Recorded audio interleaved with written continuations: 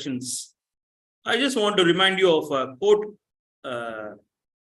referred by Brother Charles on truth by R.C. Sproul. Truth may be mysterious, indeed even paradoxical, never contradictory. Yeah, of course, truth cannot contradict itself.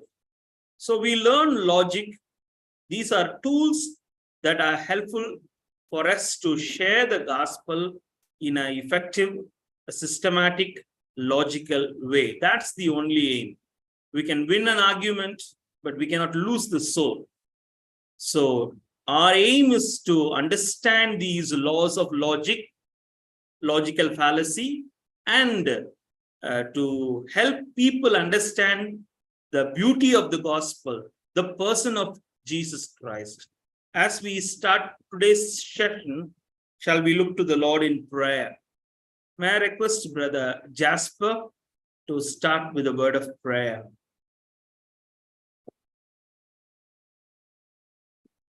Adi, can you unmute Brother Jasper?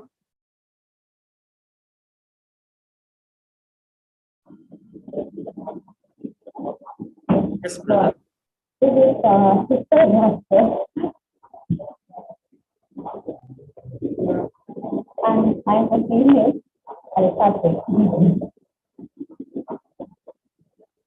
Yes, Sister Jasper, please pray. Yeah. Thank you for giving us this word. As we have done better, to know the ways in which we can present your gospel in a more meaningful way and in a way in which it is convincing to the person with whom we are speaking with. Help us to understand what is meaning for us. And we also pray that we could join us to start this session. Help us to grasp what is meaning for us and let us take the session in the right way. Let us all work together for the glory of God. I ask this in Jesus' name. Thank you so much. Thank you so much, Brother Jasper. Without much ado, the session is now with Brother Charles. Thank you, Brother Russo. I think it is Sister Jasper. Oh, I'm sorry. That's the problem we have when videos are switched off.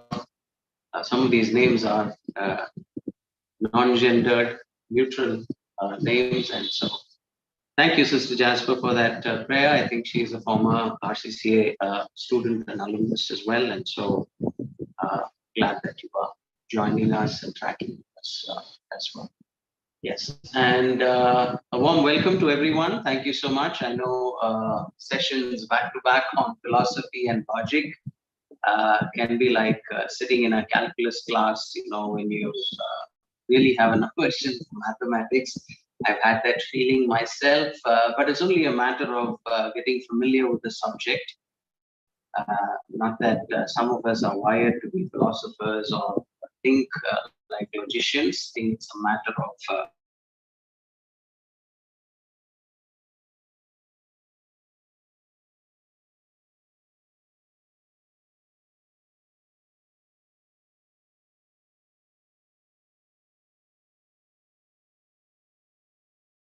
screen and pull out the presentation for today. The presentation for today is largely going to be a kind of a revision of what we saw last week, but I have kind of rehashed the slides. I have changed the order of the occurrences of logic a little differently from what I presented last week. And I have listed a certain number of logical fallacies, but if you, any of you that is participating live, this is a privilege you have. If you find it is going a little too much for you, we can always pause and stop. We have another week dedicated to this next week as well. And the idea is not for me to cover the syllabus, but to uncover the syllabus and, kind of get you interested in spotting fallacies, which is important personally for us, so that we don't commit fallacies, and also spotting fallacies when others make it many times on social media and many times in the several sound bites that we hear. from the world outside. So I've termed this as more fallacies, but actually there's not very many new ones that I've added, but maybe just a few. But we'll see whether we'll be able to go through all of those. Okay. So a little introduction. If you're joining this session and you happen to miss last week's session, just to give you a context, I've included a few slides and see if this helps. So if somebody were to say all girls have long eyelashes, okay, and that's the first statement that somebody is making. And second statement that follows is that cows have long eyelashes. Would it be fair for that person to conclude, therefore, all girls are cows? Okay, long eyelashes. Girls have long eyelashes, cows have long eyelashes. Conclusion, therefore, all girls are cows. No, not at all. Very immediately, we know that this is a leap in logic and that this is not logically correct, right? So that's the idea of studying logic. Each of us have a rational mind because we are created in the image of God, who is a rational being in the uppercase. So each of us comes with this mechanism to be able to spot errors in thought. Okay, and so immediately without any training, we can very clearly spot logical errors. But there are some sophisticated ones. We need to get familiar with them. We need to know their names and technical terms and all of that, and see a few examples. Yeah. Yes, Sandeep, all girls and not cows. Right, but cows are all girls. That's a brilliant one. Thank you so much for that. Yes. So that's the reason why we are studying this. And let me give another example. A cloud is 90% water. A watermelon is 90% water too. That's what research says. A plane can fly through a cloud, and therefore, if somebody is concluding a plane can fly through a watermelon, that would not be logically correct. And all of us know it very intuitively, and it doesn't take much intelligence to come to this conclusion, right? So these are very stark, very thorny logical errors that our minds are immediately spotting. But in the flow of a conversation, in a debate, or in a media that is very captivating, or from a leader, if you're hearing something, what do you call, very profound, according to you, said in a very impressive way with the use of a lot of interesting words, then chances are that we may not be able to pick out the logical fallacies because we are so enamored by everything around that is being used to package it. And so this entire effort is for us to get familiar in spotting quickly and to become a lot more sensitized to how to do that. Okay. So in both of the examples above, there is logic in the premise, which is the statements, right? But the conclusion makes no logical sense. Therefore, the reasoning obviously is flawed, and we would say that the conclusion is illogical, right? So when we are now looking at a fallacy, now what is a fallacy? I told you last week, and I repeat, fallacy is simply a mistake in reasoning. Fallacy is a statement or argument based on false inference, okay, that causes incorrectness in reasoning. A fallacy, point 3, used to cloud our logical thinking and to appeal to our emotion rather than intellect. Okay, so that's what a fallacy does.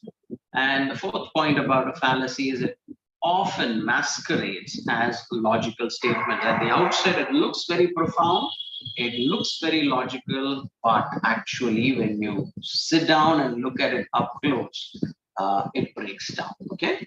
So these types of arguments are called logical fallacies. I told you last week that the Latin word fallere basically means to deceive. So a fallacy is an argument that contains a mistaken or unjustified assumption, right? So why do we study this? What's the point? I mean, aren't we Christians and should we just not be studying the Bible?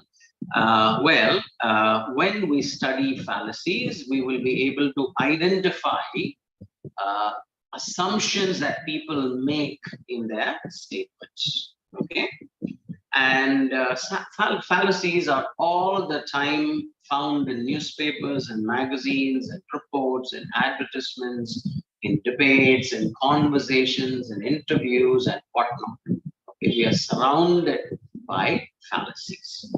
And if we are not very clear and keenly observing, we might actually be wowed by what a particular person is saying, even though he might be saying something very, very preposterous, very, very illogical, very, very nonsensical, but he can really slip it in, packed up and neatly packaged, in nice, flowery words and good language. So the objective of the session is to be able to spot poor reasoning and to know why it is wrong, to be able to correct, firstly, our mistakes and then others' mistakes and refute them convincingly, to supplement our knowledge on logic, because we are logical beings created by a logical God, and therefore to love the Lord with our minds, and this is one way of loving it with our minds, to be able to think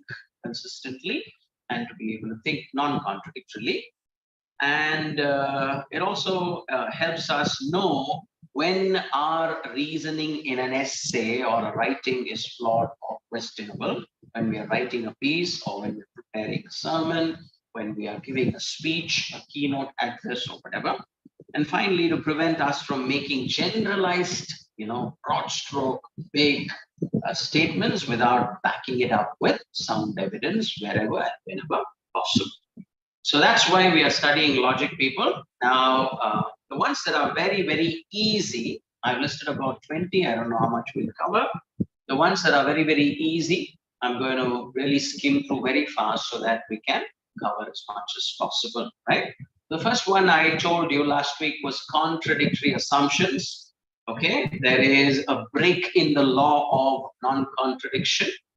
These are self-defeating statements that are opposite to each other, said in one breath, in the same sense, at the same time. And these statements are self-evident, and even little children are able to spot this. Interestingly, my daughter, without my knowledge, was listening on the other side as I was speaking last week's session, and my wife later told me that she was giggling at every example of logical fallacies that you were giving, and she seems to have understood most of it, and she's only in class 3. So you don't have to be, a graduate or a postgraduate or a philosophy expert to understand this. Okay, so very quickly, some examples. Nobody goes to the restaurant, it's too crowded. Now that's a contradictory statement. How can the restaurant be crowded if nobody goes to it? So nobody goes to the restaurant, it is too crowded, are two opposing statements. Second, don't go near the water until you've learned to swim. Now, how can you learn to swim without going near the water? Okay, so again, opposite. So that there are many like that, and I'm not going to repeat all of those. So these are contradictory assumptions. Okay, contradictory. So that's the first type of logical fallacy. The most basic one, the most common one, when tucked away in a very fast delivery of a very fascinating speech by a very fascinating leader, we tend to fail spotting the fallacy hidden in it, right? Okay, so now let's move to loaded question. Loaded question was again an easy one. What is a loaded question? It's also called as complex question or questions with a built-in unanswerability because they come preloaded with an assumption. Okay, that's why it's called as a loaded question. They're already assuming something and they ask a question based on that assumption. It's simply a nonsensical question. For example, how could God create a rock? Could God create a rock that he cannot lift? Second, how does the invisible man look like? Third, have you met the bachelor's wife? Fourth, have you stopped beating your children or wife? Can God make a square circle? And so on and so forth. Okay. They come with an assumption already, which is pointed and slanted in one direction, and they ask you a yes/no question. Whether you say a yes to it or a no to it, you are not answering it accurately. Okay. The third one is called hasty generalization. This is something that all of us do all the time. What happens here is this involves building general rules from accidental or exceptional situations. Okay. Something might have happened once, something might have happened accidentally, but then you generalize that particular occurrence to a large audience, to that particular person, and say that he chronically does it. Okay, so that's called a hasty generalization. Example, to conclude that all Christians are hypocrites from the life of a Christian leader who might have grossly misrepresented Christ. Now, the atheists do this all the time. People from other world religions and worldviews do that all the time. And we do that all the time to them as well. Okay, for example, we used to live in Bombay for 10 years. And every time, it was the 9/11 and several bomb attacks in Bombay who happened in succession, a few years ago. And one community of people were associated with these bombing activities. And so on a local train, on a typical day, if a bunch of people are traveling and then there's somebody from a particular community that enters the train, now everybody looks at each other, meaning to say that, this person from this community has to, quote unquote, perhaps be a terrorist as he come into our compartment to plant a bomb. So we have this tendency to hastily generalize. Okay? If our children disobey us, or do something mischievous, we very typically all the time say, "You always disappoint me, you always do this." We say this to our spouses, we say this recklessly to several people many times. Right? I hope I'm not hastily generalizing our behavior. Yeah. So the third one is called reductive fallacy. Very quickly, a reductive fallacy is to reduce a complex idea and make it look very simple. Okay, reducing a complex idea into simple components and attempting to explain it only in terms of that particular aspect and not the other more prominent aspects. Example, world poverty. World poverty is a complex idea, and somebody is asking the other person, what's the solution to world poverty? And the other guy says, lazy people. Get all the lazy people to work. World poverty will be solved. Well, laziness or slothfulness of people could be one component contributing to world poverty. People will be poor because of that, but that's not all of world poverty. There are so many other factors that are involved, right? So, what is it called? Reductive fallacy. The next one, premise one says all physical things are made up of molecules. Yes, we know that. It's true. Man is a physical thing that moves. Yes, that is also true. Let's see what's coming next. The conclusion, therefore, is that man is nothing but molecules in motion. Now, can you draw that association? No, man is, of course, in some ways molecules in motion, but man cannot be only molecules in motion, right? Man is a complex being. Personhood is a very complex idea, and so yes, it will reduce things. Okay, that's a reductive fallacy. Now I want you to probably type in and or just unmute and tell me the answer to these two fallacies. I had a bad time with my parents. From that experience, I've learned that all parents are devils. Anybody? You could type or you could unmute it. What fallacy is this? I had a bad time with my parents. Growing up, from that experience, I've learned that all parents are devils. Anybody? Has it been answered already? Is it something in the chat? No.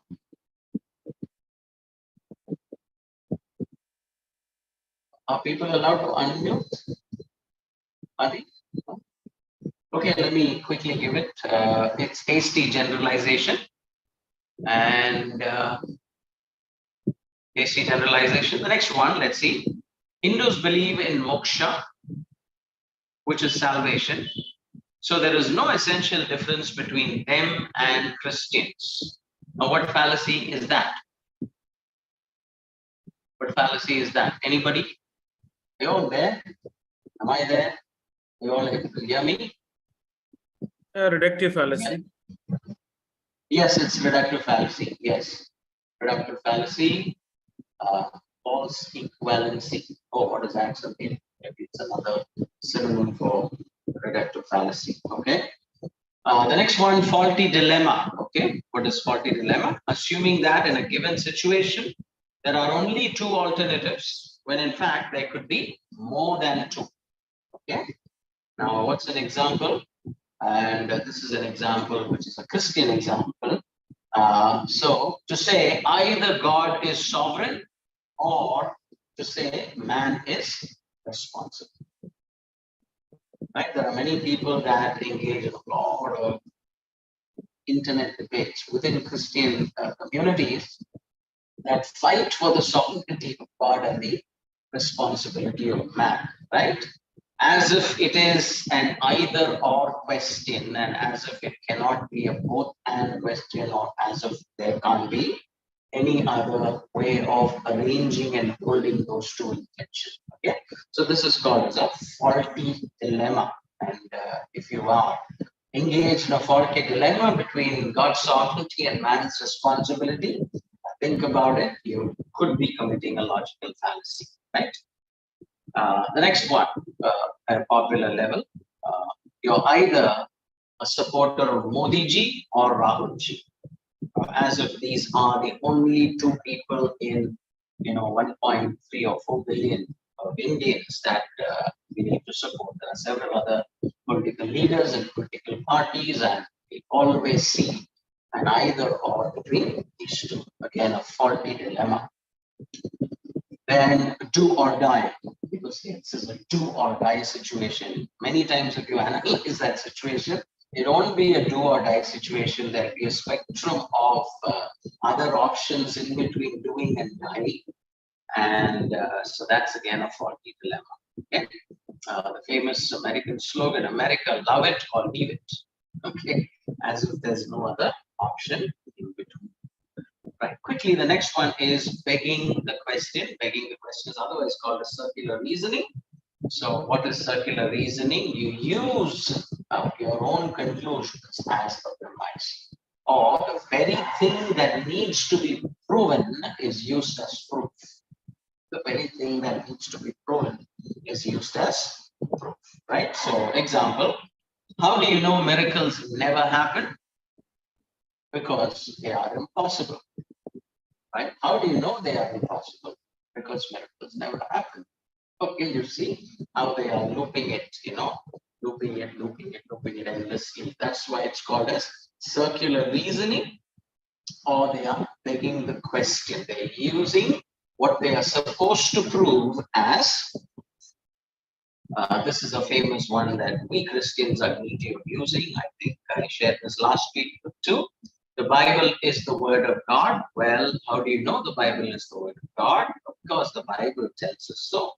Well, because the Bible tells us so, the Bible is infallible. Well, how do you know that the Bible is infallible? Because the Bible is the word of God, or because the Bible says so. So you keep looping inside, and you make a circular reasoning or a circular argument or you're making the question. The next one is called misuse of analogy. Misuse of analogy. By misuse of analogy, what do we say? Analogies are good. They're very illustrative and they kind of help us understand complex ideas a little better in an easier way. But analogies never are accurate, right? So trying to prove something by an improper use or faulty use of a parallel case, right? So that will be called as a misuse of analogy or a faulty analogy. Now, when dealing with analogies, we have to keep in mind that analogies do not prove, they merely clarify or illustrate a point. Just because you've given an analogy doesn't mean that proven your point, and therefore your point is to be taken as valid. No, it only clarifies. Example, telling Christians that salvation is free. All of us know salvation is free and that they need to just believe it. Like how the analogy, signing a contract to buy a house and never paying the installments. Right, so that's very different. It's an analogy, yes. Say that salvation is free and buying a house and all of that, but it's a faulty analogy, okay? Because salvation also encompasses the idea of progressive sanctification, and therefore it's not like getting a ticket, to heaven and then forgetting about how responsibly we should be. The next one is a very common one that's used especially in heated debates, mostly in political debates and campaigns. Now, this is in Latin called as ad hominem, homo sapiens, man. Okay, so argument to the man or attack on the person. So attacking the personal shortcomings of the man, making the argument rather than attacking the argument itself. Okay, it's called argument to man or attack on man. Example, my friend's parents were Christians and beat him for not believing in Jesus and for disobeying their instructions. Therefore, Christianity is dangerous, unloving, and divisive. And if somebody is going to say this of Christianity, obviously, what are they doing? They are not looking at the tenets or the doctrines of Christianity and finding them valid or invalid. They are looking at, the parents of this particular friend, and they are actually maligning or attacking the character, therefore assuming that they are winning by default. The next one is appeal to people or appeal to popularity. It's called ad populum. All our advertisement industry works on appeal to popularity. Okay, somebody is wearing, let us say, a Nike shoe, and then the Nike shoe slogan says, just do it. And then there's a celebrity that comes in their ad, and they play a game like nobody else. And then they say that's because of Nike. And you find all youngsters, that love these celebrities going and looking for similar Nike shoes. So appeal to people. It's also called as a bandwagon fallacy or appeal to popularity. Trying to establish a position not by its merit, but by appealing to popular sentiments of the masses instead of relevant evidences. Okay. Example, at one time popular opinion held that the earth was flat. Okay, so that was a popular opinion, and therefore everybody assumed that that must be the right opinion, and later on somebody came on scene and said, no, it's not flat, and then he in fact actually was martyred for that, and all kinds of things. Okay, keto is a very famous diet plan, and I'm not saying anything against keto. Keto is of course a good diet plan, but then many people are wanting to try keto because it's becoming a fad, it's becoming cool, and it's kind of, nice to say I'm on a keto diet. So the keto bandwagon. The next one quickly is special pleading. Special pleading basically says it emphasizes only the material, okay, that is in favor of it. Okay, if you take only the points that are advantageous to you, okay, to win an argument, and tend to ignore all the points that are against your argument, okay, that is called special pleading. You are specially only choosing to cherry pick on a few points that are advantageous to you. For example, many people, many atheists and many skeptics keep saying this: the Holocaust, pain and suffering in this world, or natural disasters in this world, prove that there is no God. Okay, they will again and again go to only this point, even if we show, using all other scientific points and all other philosophical points, that there is a need for God, and there are several pointers to God's existence. So then again, they'll say suffering proves that there is no God. Okay. The next one, which I think we saw last week too, is a slippery slope. A slippery slope is saying that if we allow A to happen, then quickly B and C will follow, and also eventually Z will happen. Therefore, A should not happen. Okay, so arguing based on an extreme stretch of hypotheticals and our imagination. Okay, so that's called slippery slope. It also leverages on a lot of fear tactics that we use. For example, we correct our children using the slippery slope fallacy, right? And we say, you better study for your exam tomorrow. You're not clearing your exam, you're definitely going to be grazing cows 20 years later. now, we've heard that being said of us by our parents, perhaps, and please don't say that to your children. Yes, there is a remote possibility that that could happen, but in fact, grazing cows today is a very profitable occasion, and so unlike in the past. But taking A and then assuming B will happen, C will happen, D will happen, and eventually Z will happen. Making jumps in logic, leaps in logic, which are imaginary and hypothetical. Right. Okay, let's try these examples. I think the first one is something that I decided not to cover. Let's leave that. What about the second one? Dad to a third grader. My daughter happens to be third grade. I don't say this though to her. If you fail this exam, you're sure to graze cows for the rest of your life. Okay, so that's a slippery slope. Okay. Next one is interesting. It's called cliche thinking. I didn't teach this last week, but it's very important. So, using as your evidence well-known maxims and proverbs and aphorisms or wise sayings or quotations that may be in need of proof themselves. So basically using profound quotations or proverbs or wise sayings, and then arguing on the merit of these proverbs and not on the merit of the point or the question at hand.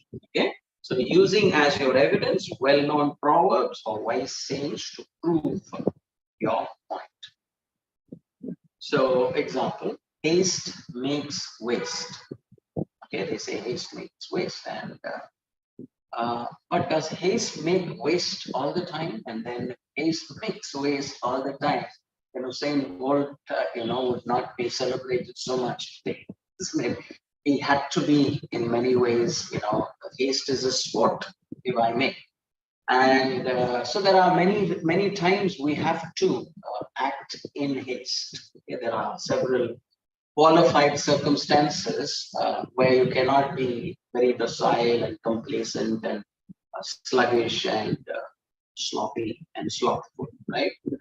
You need to be acting and taking certain decisions in a timely manner. Okay?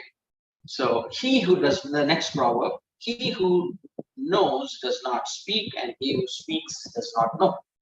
Now that's part of it's a statement that is taken out from the Vedas, and it also follows the law of non-contradiction. It's not going to contradict the assumptions. Two opposites are being said, but it's also cliche thinking. And first of all, this needs proof. Okay, just because it is sounding nice, it doesn't mean we can use it in an argument and win by quoting this. Okay.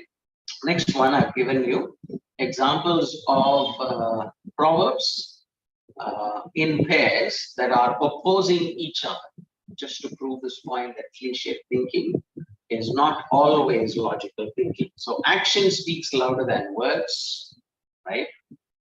The pen is mightier than the sword. Look before you leap. Then the opposite of that is he who hesitates is lost. Many hands make light work. Too many cooks spoil the broth. Okay. Clothes make the man. Then we also have don't judge a book by its cover. So nothing ventured, nothing gained. People say that. Then they also say better safe than sorry. So we cannot just keep quoting profound proverbs and wise sayings and maybe quotations from people. That first of all needs to be validated and needs proof, right? So we can't win by merit of these nice one-liners. Tout coquille is a French word which basically means you too. Okay, in Hindi we call this as tu meme. Okay, so when a husband and wife fights or when siblings fight, there's always mudslinging on the opposite person. We say, you did this, and they say, you did this, you did this. Okay. So to avoid having to engage with criticism by turning it back on the accuser. So in a debate or in a speech or in a political rally or whatever, when somebody is, criticizing you, to avoid that criticism, you criticize that person back. We do this all the time, right? And example, Sammy identified that Debbie had committed a logical fallacy. In a debate, this happens all the time. Okay? But instead of addressing the substance of her claim, Debbie accuses Sammy of committing a fallacy earlier on in the conversation. You're saying I did a fallacy. Now I'll tell you that you also did a fallacy. Now politicians do this a lot. I have several videos following, which we will look at, where we will see this, tout coquille or YouTube fallacy, right? Tu meme fallacy, right? So, so this is all the time happening between spouses that argue with each other, and this one about, hey Bob, you have a little something in your eye there. This guy has a plank in his eyes, and he is identifying the speck in the other guy's eye. Okay, so that's tout coquille. The next one is language tricks. It's also important, very interesting. So remember this word called equivocation. Okay, so a word or a phrase is used with two or more meanings. Example, nothing is more important than life is your first statement. The next statement is holes in donuts are nothing. Holes in donuts are nothing, right? And conclusion, therefore, holes in donuts are more important than life. Okay, so the word nothing comes in the first statement and in the second statement. And an association is drawn between these two words that mean different things to different statements, right? And then the conclusion is stretched and the resultant end product is illogical. Nothing is more important than life. Holes in donuts are nothing. Therefore, holes in donuts are more important than life. Okay. The next one is called emotional language. Again, politicians play these, media people play these, people that are caught in fraud, they play this, and People that want to escape the justice system, play this. Example, definition, attempting to create a certain state of mind, okay, in the audience by using emotional terms in an improper example. Your idea stinks and will never work. If it were any good, someone would have thought of it already. So what are they doing? They're using very forceful, strong language and belittling this idea and almost squashing, right? Your idea stinks and it will never work. If it were any good, someone thought of it already. Okay, that's emotional language. Prestigious jargon is very interesting. I think theologians and scholars and philosophers and apologists are actually guilty of using prestigious jargon, at least some of the times. What is this? This is trying to prove something by explaining it in a complicated manner. I hope all of what I've done thus far is not prestigious jargon. Trying to prove something by explaining it in a complicated manner. Okay? Example. Just listen to this and try to identify what it is. It's fine. Okay? We do respectively petition, request, and entreat that due and adequate provision be made this day and the date hereinafter subscribed for the organizing of such method of allocation and distribution as may be deemed necessary and proper to assure the reception by and aforesaid petitioner of such quantities of baked cereal products as shall, in the judgment of the aforesaid petitioners, constitute a sufficient supply thereof. Oh, that clearly was a lot of prestigious jargon, right? And what do you actually think is the idea behind this long, bombastic sentence that they have constructed? Anybody? Anybody? It basically is the Lord's Prayer, a portion of it. The portion is, give us today our daily bread. Give us today our daily bread. Okay, if you read it again, okay, speaks about petition, request, entreat, adequate provision be made this day and the day hereinafter subscribed for the organization, methods of allocation and distribution, so on. So, taking an idea that could be explained in simpler ways and complicating it, okay, is called prestigious jargon. The next one is called confirmation bias. And confirmation bias is basically cherry picking. Okay. So what's happening is you tend to gravitate towards points that are appealing to you, that you are already inclined to. And then you expect to see them, and then you connect the dots in a fashion that confirms your position because you already are biased.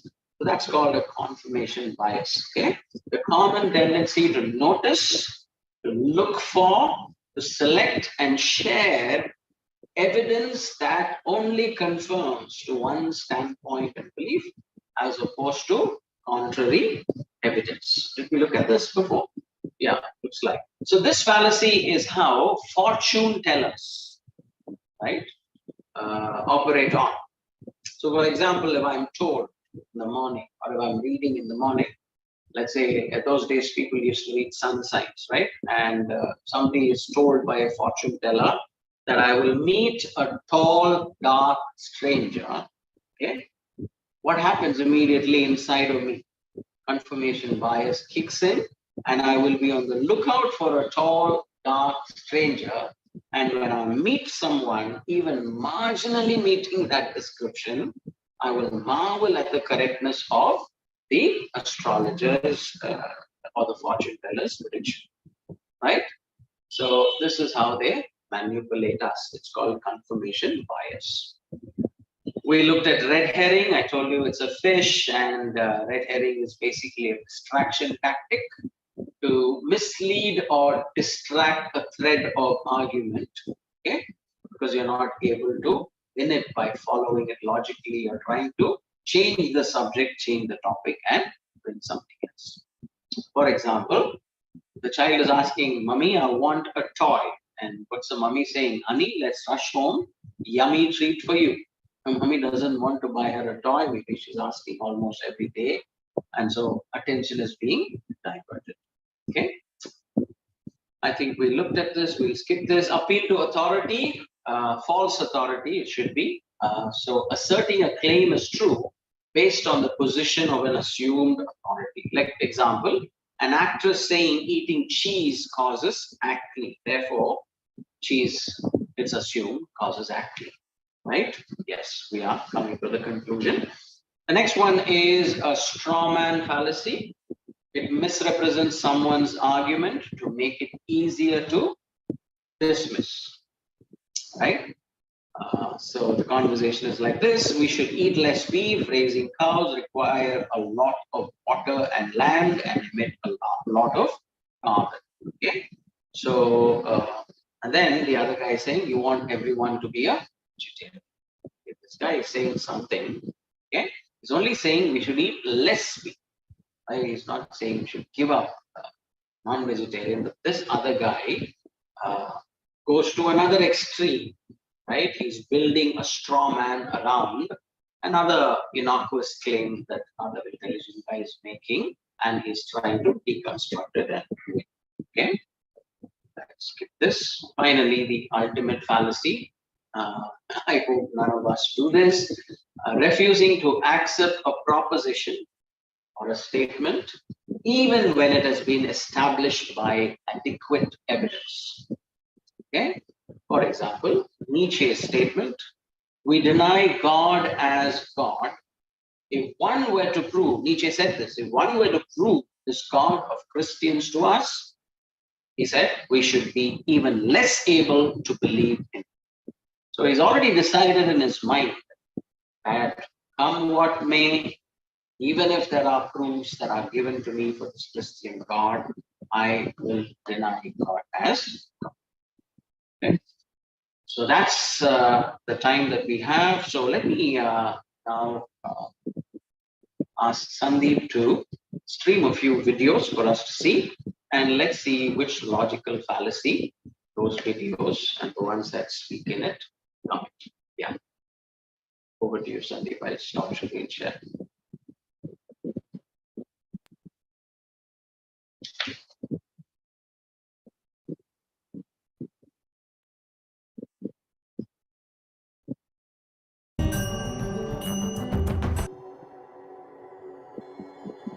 Human beings do not know to store the electricity without reducing its intensity. Understand? Still human beings don't know. The blind spot why human beings are not able to store the electricity without reducing its intensity, because their brain is not at all capable to understand the higher intensity does not need to be reduced for continuity. Non-veg brain knows only ups and downs. Okay, it cannot be in we'll stop with that. continuity. Okay, so that's interesting, and most of you must have watched Swami Nityananda, at least for entertainment purposes. And as usual, he is committing a fallacy here. Anybody? Can you guess what fallacy it is? Speaking about electricity, intensity, conductivity, continuity, and all of that. Anyone?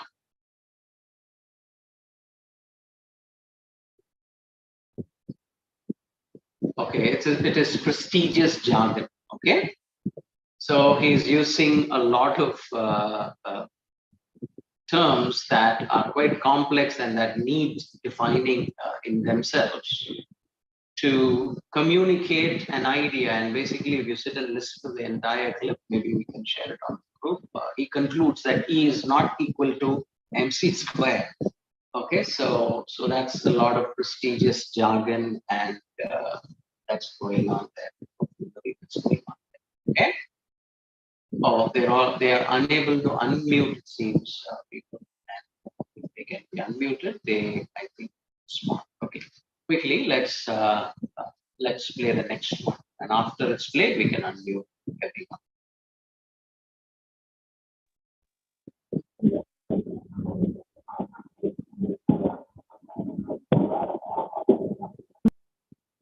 Let's not unmute now. Let's unmute everyone after the next video is played. Yeah.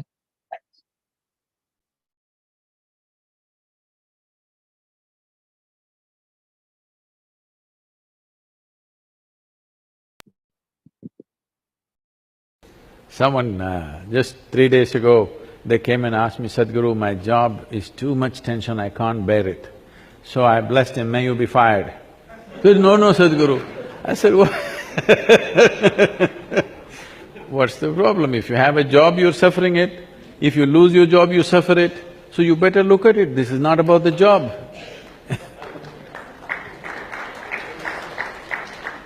Right now, Let's stop here. understand this. Your tension, your stressfulness has nothing to do with Let's the stop job here. or the work or the… Okay, thank you, Sandeep. Anybody, if you can unmute everyone, this is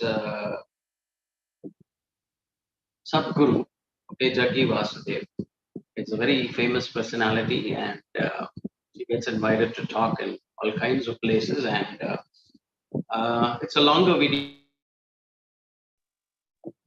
Oh, sorry, I was muted. This is Sadhguru and he's being invited to speak in a lot of places.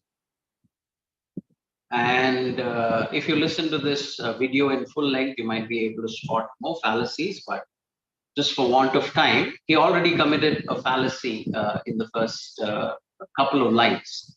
Can anybody identify what it is? If you want to play it again, we can do that.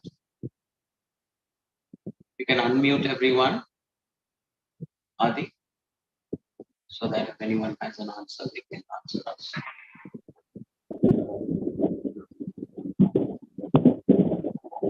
Anybody? You want the video played again? Shall we play it again, Sandeep? We'll mute everyone, we'll play it.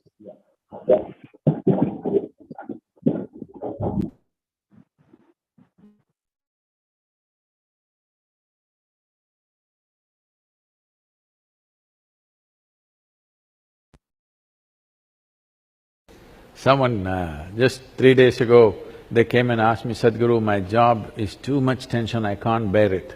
So I blessed him, may you be fired. He said, no, no, Sadhguru. I said, what?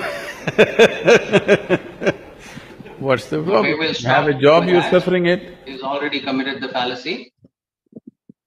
Yeah, so somebody with a job tension, somebody who's having a lot of stress in his job is coming to Sadhguru and Sadhguru instantly says, may you be fired. Now, what fallacy is that?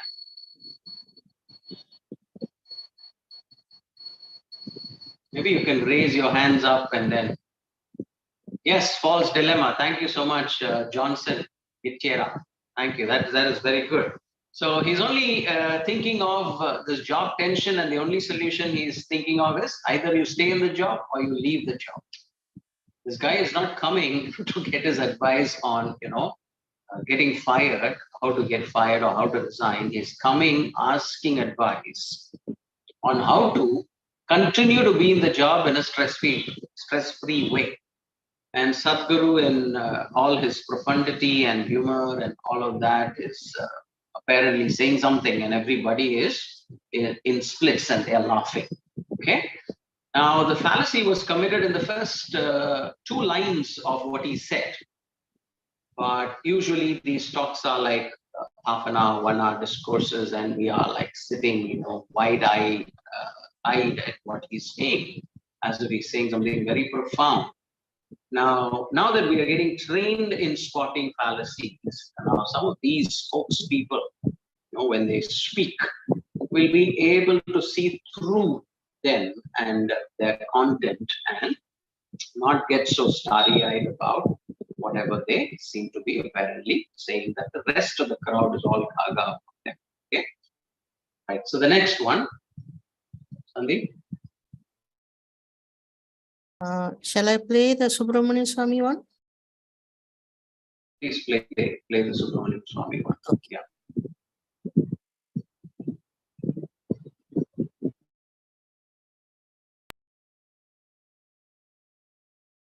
Mullymanohar Joshi, Ms. Uma Bharati, and so on.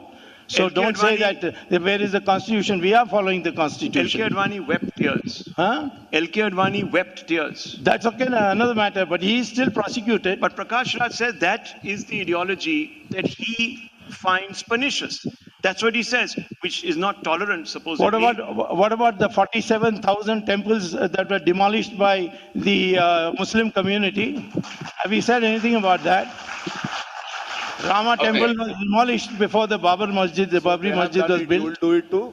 Let's What? stop. They have done it in the past. You will do it too. I am not saying that is he said that No, will you do it too? Let's stop, let's what stop. happened to the constitution when Babri Masjid was demolished? Okay, thank you. So that's another interesting one.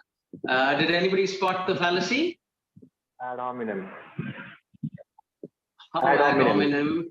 Ad hominem, maybe Because- on the entire Because he community, moved perhaps. from the actual topic to Babri Masjid, demolishing the temple. Will you be able to build? And he diverted the entire topic again. No, not that. Sorry. Yeah, ad hominem, let me clarify, is an attack on the person. So if he has said something about Prakash Raj or his character or his morality or something like that, that would be a classic ad hominem. You can still argue for ad hominem in the sense of a larger community, Muslim community, but that won't be pure ad hominem. But the fallacy here, interestingly, is what? Politicians use it all the time. Hasty generalization of part representing the whole, no? Yeah, I think we can argue for hasty generalization, but there's one that is more obvious and more accurate. I said husband and wives generally do this all the time when they fight and argue. What is it? It's a French term. Tu coqui. Tu coqui, you too. Okay, tu meme. So whenever you say that a particular person is currently not doing his job, okay, be it as a politician or whichever party he is, the immediate tactic of the one who is against him is that, now what about you when you were in power? Okay, so now when Prakash Raj is trying to point something to Subramaniam Swami, immediately Subramaniam Swami is saying, now what about Babri Masjid? Okay, so it's otherwise called as whataboutery. Whataboutery. Now we can do whataboutery to each other, and Prakash Raj is very intelligent. I'm quite fascinated. He actually found the fallacy and he said, now because they have done it in the past, would you now do it in the future? And then Subramanian Swami is fumbling, and mind you, he has a legal background as well. I think, Mr. Swami. And so it's very interesting how many of these things get missed, and we're not trained to think like this and to spot. We're just in awe of what one person is saying, and we just, keep moving on. Okay, let's go and look at the next one. Sandeep, what do we have next?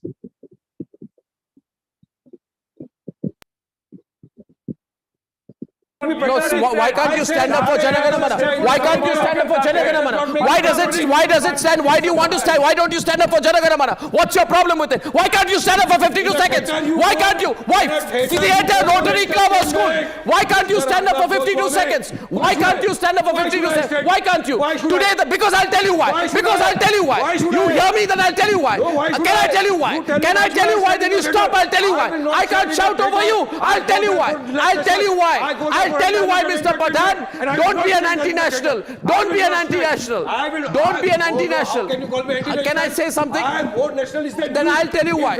I'll tell you why. Today the argument is that don't force us to stand up for 52 seconds. Listen to me. Tomorrow.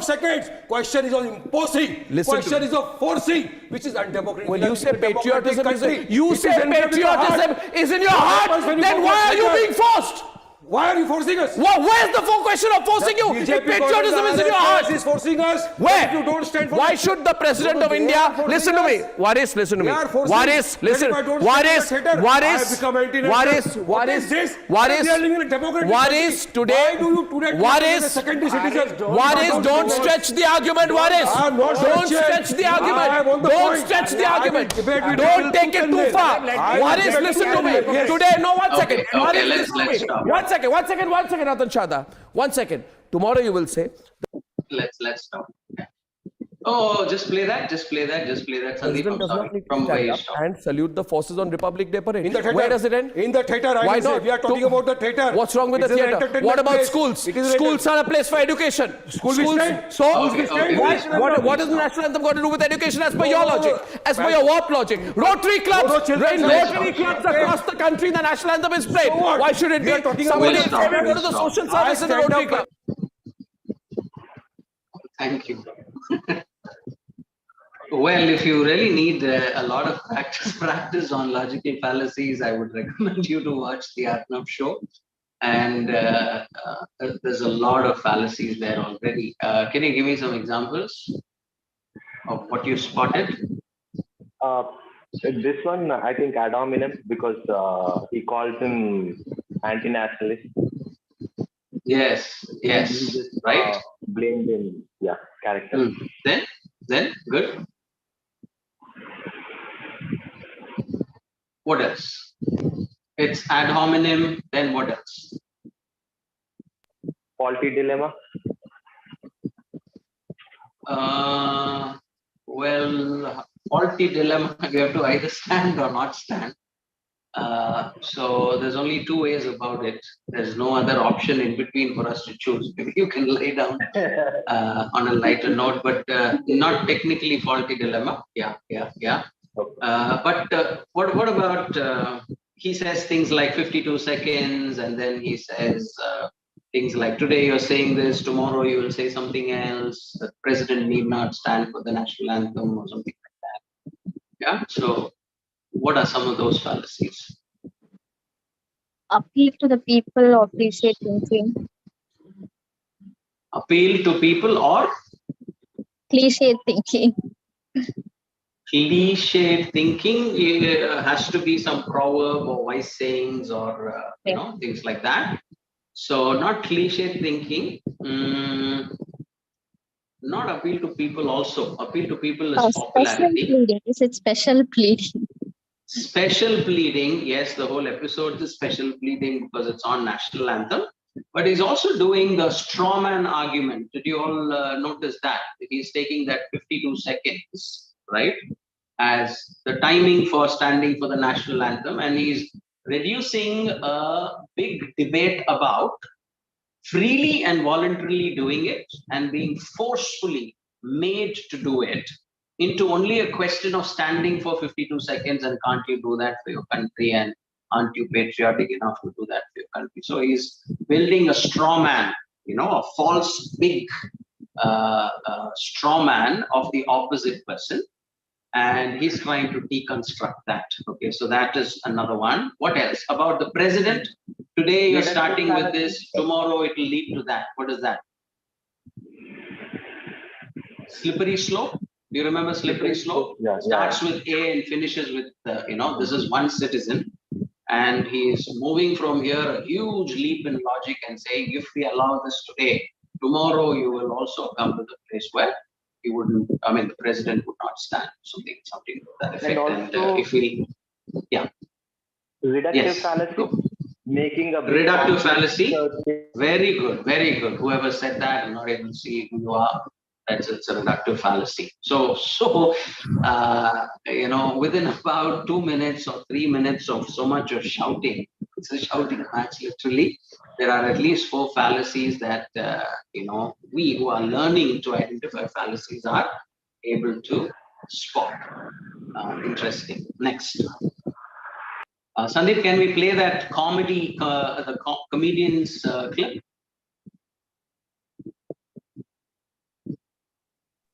Yeah, sure. Yeah.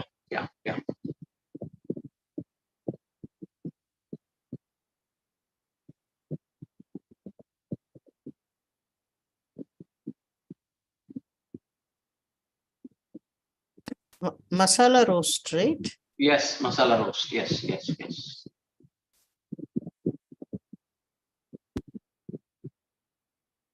Ladies and gentlemen, welcome to the Masala Roast, a show where people are openly mean, spiteful, and honest, but pass it off as jokes. We're going to be seeing 2 comedians battle it out on stage to see which city can burn the best, not with the sun, but with jokes.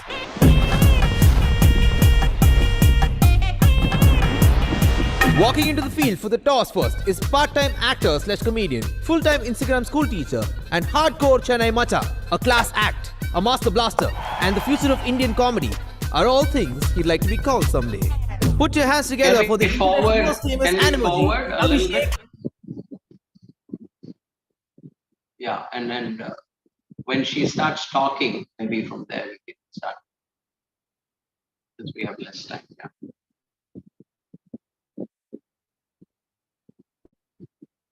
Yeah. Sure.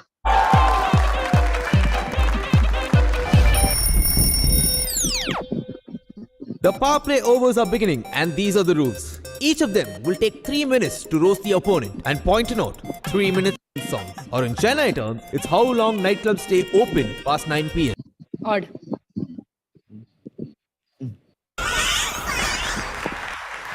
Yes. Thank you very much. Thank you very much. Hello, Chennai. Are you ready? You have to say that. Are you ready? I always knew. Same pinch. Everyone here is ready. I don't know what the yellow color is doing here in the first place. But anyways, we are here shooting this masala roast in Chennai. Chennai versus Bengaluru. But before we decided where to shoot this, we had to have a toss, right? So Abhishek and I decided to have a toss to decide where to shoot. And before the toss, Abhishek prayed so hard for me to win. Bengaluru. But both of us lost the toss because when we flipped the coin, it fell into the producer's pocket. And the producer said, we are shooting Chennai because everything is cheap in Chennai. Our producer is so cheap, he didn't even return the toss coin. And that's why we had to do this hand cricket nonsense to decide who's going to bat first today. But anyways, I'm Shraddha. I'm from Bengaluru, also known as Chennai's home away from home. There are 2 kinds of Chennaites. The Chennaiite, then there's the Bangalore Chennaiite. The Bangalore Chennaiite is what Abhishek will become one day if he works hard.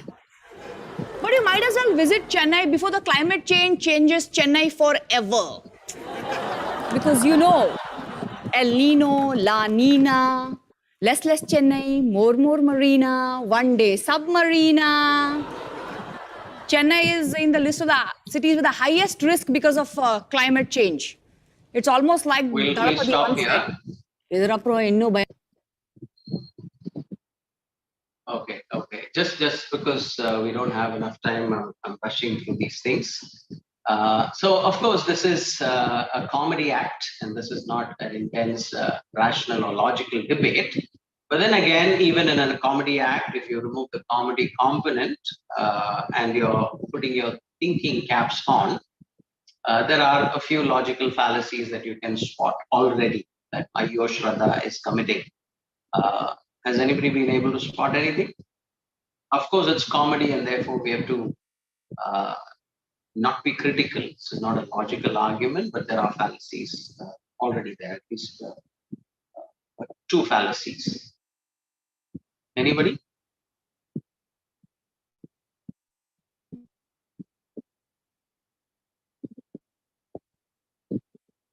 Did you all get so lost in the comedy that you failed to spot? Do you want to play it again?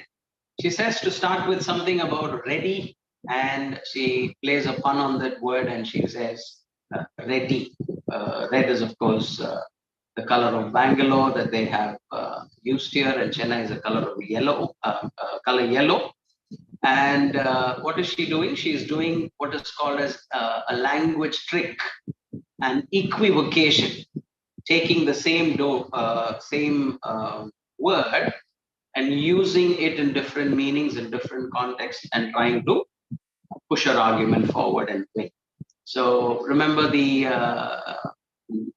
nothing in life and donuts, the holes in donuts are nothing. So something to that effect. So the word nothing, nothing. Similarly here, the word ready, and the red t-shirt that she's wearing and the red color of Bangalore. That's an equivocation.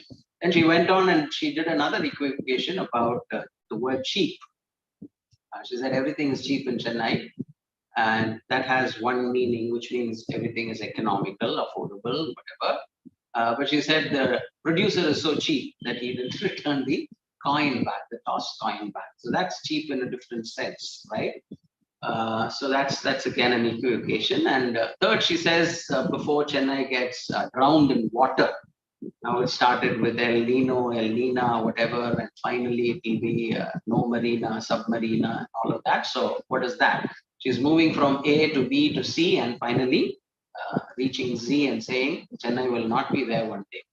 So that's a slippery slope. So I mean, I'm just saying that there are logical fallacies that people are committing everywhere, and we seem to be oblivious to that. And if you are somebody who is a critical thinker, who means business when you are speaking and presenting the gospel and conversations, and you take ideas seriously, and you're not just talking mere words, but you are talking thoughtful, intentional words, we have to get a hang of spotting these and not using these. Yeah. Do we have any more videos left? How are we doing on time? Maybe we should take some questions from you all. Yeah, and I could post the videos always on the group and we can have a little interaction there. Yeah. 8:42, brother. Yeah, we'll any questions? Do you have any questions? Anybody has any question? Anything that you want clarity on? If not, we could perhaps very close to. So is it getting a little easier as we look at this and as we get familiar and as you start looking at things through these lenses from now on? You might be able to spot a fallacy or two. Now, all the 20 that I taught you are not important. Even if you get a hang of about, let's say, 8 or 10, that will be very good. Yes, can you play that eye patch ad video, Sandeep? One last video. There are no questions. And fine with that. Is that okay, Brother Russo? Yes, brother. Yeah. Yeah, sure. So tell me what fallacy this is. This is an American on hold. You get angry. When you get angry, you go blow off steam. When you go blow off steam, accidents happen. When accidents happen, you get an eye patch. When you get an eye patch, people think you're tough. When people think you're tough, people want to see how tough. And when people want to see how tough, you wake up in a roadside ditch. Don't wake up in a roadside ditch. Get rid of cable and upgrade to DirecTV. Call 1-800-DirecTV. Slippery So slope. anybody, what fallacy is that? Slippery slope. Somebody said that all. Very good, Joe. Slippery slope. Yes, it is slippery slope. Because there's a problem with the cable connection, and then he gets restless, he goes and plays, and he gets hurt, and some people on the bus think that he's a thug, and that he gets into a row, and then finally he ends up in a woodside ditch. So what's the recommendation? Get a good cable connection, directly. So it's a slippery slope. Sandeep, if there are no questions, can we quickly play at least a part of that Mr. Chidambaram's video? It's a recent one, and it's something that is very, very contemporary, and it's a burning issue in our country. And I thought it's a very good video to study quickly. Maybe another 5 Special minutes. guest. I'm joined by senior Congress leader, former Home and Finance Minister of the country, Mr. P. Chidambaram. Appreciate your joining us, Mr. Chidambaram. Rahul Gandhi now not just disqualified, but he's been asked to vacate his official bungalow as well by the Estates Department. It appears that the net is closing in on Rahul Gandhi. The government is determined to get him out in a way, not just of Parliament, but even his official bungalow. Your response? All this was expected. In fact, it was expected on the date the judgment was pronounced. That is why nothing has surprised us at all. We expected, after the judgment was pronounced, we expected a harsh sentence. We expected disqualification. We expected a notice to oust him from his official house. But all this is part of a well-laid plan and a design. In fact, what has happened is, if you sit back and look at it, the law has been set in motion only to disqualify him. The flip side would be the law is taking its course. The fact is he has been convicted. 2 years is the conviction, leads to automatic disqualification, now leads to him being asked to vacate his bungalow. The government is saying, look, we have nothing to do with it. It's the Surat court which convicted Rahul Gandhi. Please don't say that this is part of a design or a conspiracy. 3 mistakes in your statement. It is not the law is taking its course. Tell me one case. As I said, I have not come across any case in my experience where for slander, not libel, it's only slander, verbal defamation, any court has imposed the maximum punishment of 2 years upon the accused. I know of no case, and I've checked with my colleagues, judges, hardly anyone is able to remember or recall any case. Now, are you questioning the bona fides of the Surat court, suggesting that in some way the Surat court was managed? I'm not saying that. That's for your viewers and readers and each citizen to draw. I'm only stating a fact. To the best of our knowledge, there has been no case where for slander, the maximum punishment of 2 years has been imposed. That is a statement of fact. I may be wrong, prove me wrong. Number 2, the very judge suspended his sentence. Therefore, there is no sentence today. There is only a conviction. There is no sentence. So the law cannot take its course, to use your words. The law cannot move forward to disqualify him. There is no sentence. But that is a legal issue which will be resolved in due course. The third error is, in your statement, is that any person convicted and sentenced shall be disqualified. It's not shall stand disqualified, shall be disqualified. Somebody has to disqualify him. I want to know who disqualified Lok Sabha Secretariat. I'm coming to that. It's not the President of India. It's not the Election Commission. It is not the Honorable Speaker of the Lok Sabha. A secretariat will disqualify. I mean, there must be some authority which has to sign that piece of paper and say, I, in exercise of my powers, disqualify you. So you're saying due process has not been followed? No. You believe that this is not process. Process is procedure. I'm talking about possible manifest injustice. So you're saying there has been possible manifest injustice done to Rahul Gandhi. Some would say the entire process of disqualification in a way has got weaponized and gone into sort of fast forward mode. The flip side is the Congress got caught napping. No. That the Congress was not prepared for a situation as has happened. All the legal strategies, the legal brains like yourself, Dr. Singhvi, you all were simply not prepared. Okay, maybe we'll stop with that, Sandeep. Yeah, we'll stop there. Yeah, anybody? Were you able to spot any fallacies? Johnson is saying appeal to authority. Well, how? Like what? Which statement?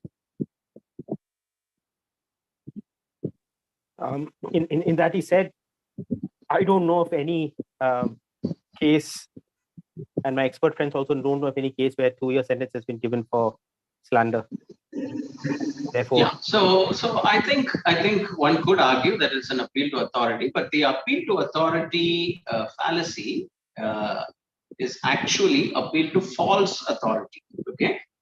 So here in this case, we all know that Mr. P. Chidambaram is a celebrated lawyer himself. His wife is a lawyer too, and there are lots of national level lawyers in the Congress party, and so one can't really argue that it is an appeal to false authority. He seems to have done his homework, and he says, to my knowledge and to my friend's knowledge, there has not been a 2-year sentence so far. So, well, yeah, somebody from the other side can probably argue for authority, but it's definitely not false authority. If a dentist or a medical doctor is who he is kind of referring to, and he's only referring to one person, then it is false authority. Here in this case, I think it is valid. Okay, but anything else? I think Rajdeep commits a few. Mr. Chidambaram actually very intelligently, you get time, go and look at the whole thing. Very, very rationally and logically actually speaks, like generally he does. But here, Rajdeep, who is actually the one who speaks the less, in the short time that he has, he commits a couple of fallacies. That's very interesting. And he's a leading journalist today, like the public face in our country. Anybody? It may not be a fallacy. He wants to pull it from the horse's mouth. Right. Not pull it from the horse's mouth. It's he's putting words into his mouth. Yeah. Right. Yeah. So every time Mr. Chidambaram says something about the Surat court, so he's saying, then you are saying that the proceedings in the Surat court were not right. Okay. So what is that? That is special pleading. You are looking for one particular point, that you want to push this conversation towards. And so every time he is appealing to one point that interests him, there is confirmation bias also here, isn't it? He's only picking on points that are helpful to his position. And he commits it again the second time also. First was Surat court. The second one I am forgetting. Yeah. But again, he commits, for the second time, he's trying to put words into Mr. Chidambaram's mouth, and he says, no, that's not the case. And he's also committing another fallacy and saying the Congress party was asleep. And Mr. Chidambaram says, no, clearly not. We knew it was coming, and we were ready for it. So that's again maligning, a person, an entity, and we could say that it is in many ways ad hominem against the party, sleeping, being in slumber, being inactive, not proactive. So the bottom line is, people, there are several fallacies that going all around us. And I think with these two lessons on fallacy, some of you might have found it interesting, some of you might have switched off, doesn't matter. But it's important for us to actually at least get some grip of identifying errors. Even if we are not able to tell the name of the fallacy, it's okay. We're not going for an exam. Nobody is a professional debater here. Nobody is a professional philosopher. But you should know that that statement somehow is illogical. If you're able to spot that, then I think our purpose is achieved. Because many times we Christians, not just with what is being said in the world outside, media outside, world leaders and all of that, even within the church, there are several fallacious statements that are made by our own leaders. And therefore, I think if Mark 12:30 tells us to love the Lord with our heart, soul, mind, and strength, this is an effort in loving the Lord with our mind. Our minds are rational minds, reflecting the image of our Creator, who is supremely rational, And therefore, we have to have a desire to think rationally and speak rationally and spot errors in reason, especially in the context of presenting the gospel and articulating it clearly and effectively. Okay, so that's my finishing line, and over to you, brother. So maybe we can find out. Thank you so much, brother. Thank you, everyone, for joining today. Shall we close the session with a word of prayer? May I request Brother Danny to end the session with a word of prayer? Yes, brother. Yeah. Yes, brother. Thank you, Lord. Thank you, Lord. Thank you, Master. Thank you, Lord, for the wonderful time, Master. Thank you, Lord. Thank you for the technology, oh Master. Thank you for the Zoom technology you've given us today, oh Master. Thank you, Lord, to connect, oh Master, to study. But though it is difficult to connect all people, oh Master, but thank you for the technology you got put in us, oh Master. Through it, we are continuously reading, oh Master, continuously able to know, the ponder on the fallacies, oh Master, to recognize, oh Master, upon then start our conversation with the people, oh Master. Thank you, Lord. Thank you for bringing all these things, oh Master, the unknown things and the things, and also equipping us, oh Master, apologetics, oh Master, level by level, slowly. Level by level, depth by depth, oh Master, little by little, you are equipping us. Though we see less people joining, oh Master, in the coming days, we believe that many people will come, oh Master. We know that these are the trainings that people in workplace, in marketplace, and all the sectors, oh Master, need this type, oh Master, to bring the kingdom of heaven on earth, oh Master. Lord, we pray that as the days goes, we remember the people who joined today, we remember the people who are not able to join today. In the coming days, Lord, you give the chance, oh Master, opportunity for them also to come and to know, Master, to join and equip themselves, oh Master. And thank you especially for Charles and team, oh Master, for putting a lot of effort every week, oh Master.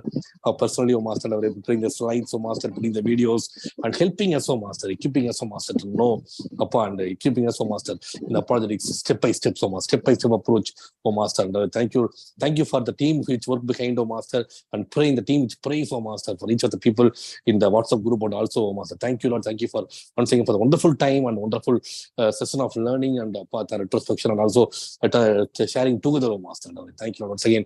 Thank you for the wonderful time. One more day, oh Master, to study, oh Master, to belong all the glory. All these mighty messages. Amen. Amen. Thank you, everyone. Keep familiarize yourself with hearing the videos again and again, so that you can understand in a better way.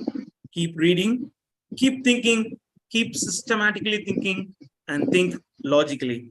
Thank you, everyone. Till we meet again. Bye-bye. God bless you. Thank you. Thank you so much, Brother Russo, and thanks everyone for joining.